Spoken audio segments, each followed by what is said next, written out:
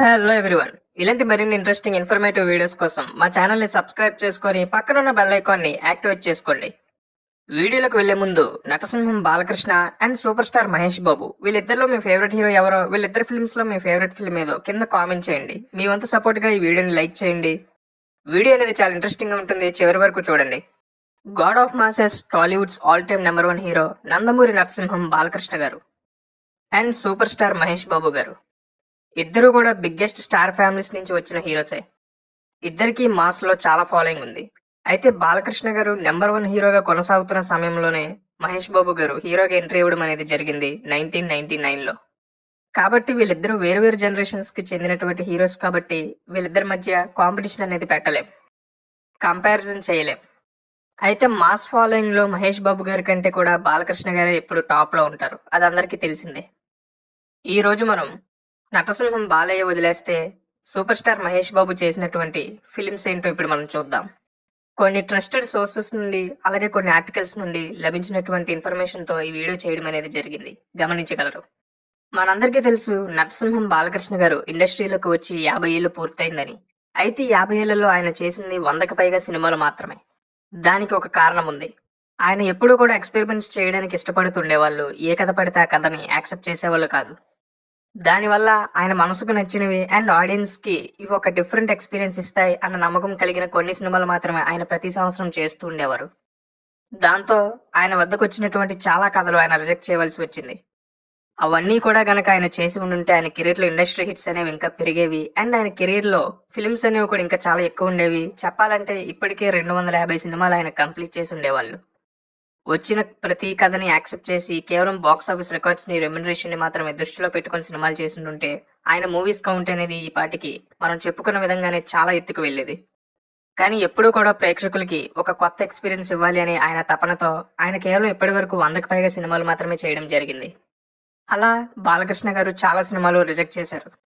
వాటి మీద చాలా వీడియోస్ ఇప్పటికే ఎందుకు రిజెక్ట్ చేయవలసి వచ్చింది, ఎలా రిజెక్ట్ చేశారు, ఆ రిజెక్ట్ చేసిన ఫిల్మ్స్ ఏంటి అనేవి మేము చాలా వీడియోస్ చేసాం. వాటి లింక్స్ అనేవి కింద డిస్క్రిప్షన్ లో ఇస్తాను, అవి కూడా చూడండి. అప్పుడు మీకు ఇంకా కంప్లీట్ గా క్లారిటీ వస్తుంది. సో ఈ రోజు మనం నటసింహం బాలయ్య రిజెక్ట్ చేస్తే సూపర్ స్టార్ మహేష్ బాబు చేసినటువంటి సినిమాలు ఏంటో ఇప్పుడు మనం చూద్దాం.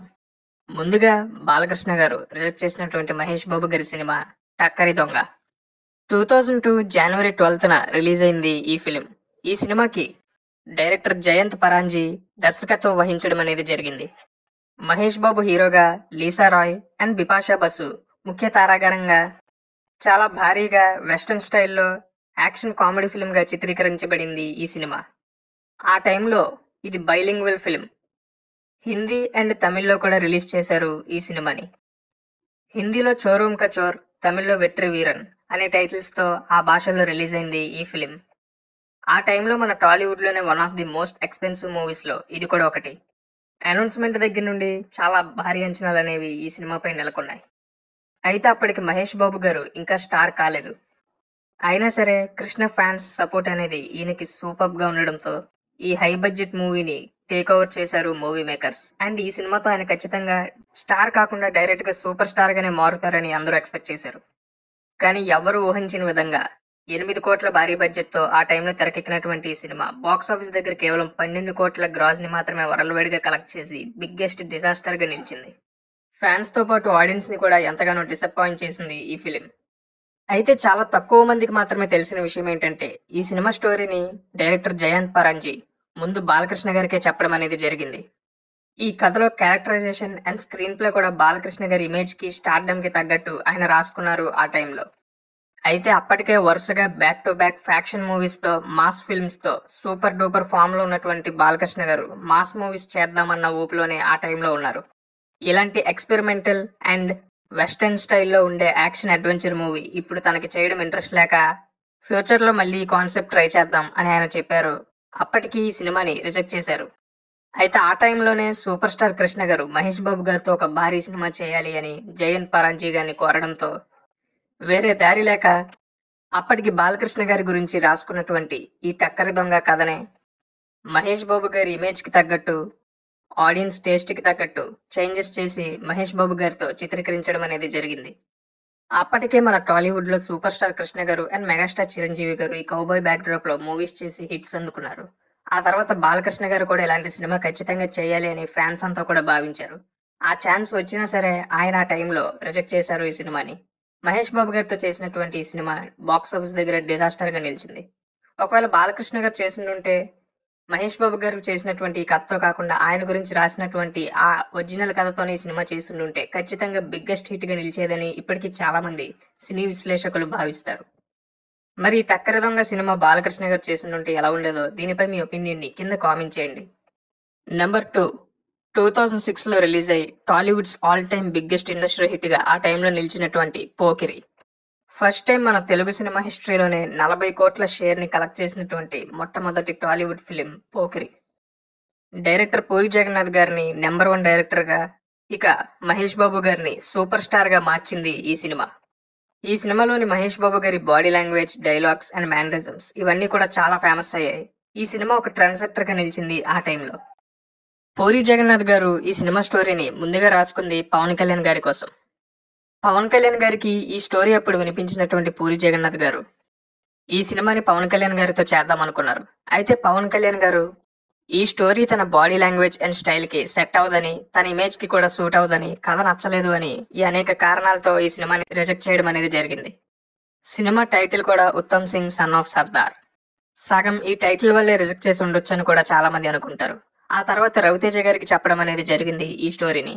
అయితే ఆయనకి ఈ సినిమా చేయాలని ఉన్న ఆ టైంకి ఆయన 'నా ఆటోగ్రాఫ్ స్వీట్ మెమరీస్' సినిమాకి కమిట్ అవడంతో ఆ సినిమాని ఎలాగైనా చేయాలి అని అనుకున్నారు. దాంతో ఈ సినిమాకి డేట్ సజెస్ట్ చేయలేక ఈ సినిమాని వదులుకున్నారు రవితేజ.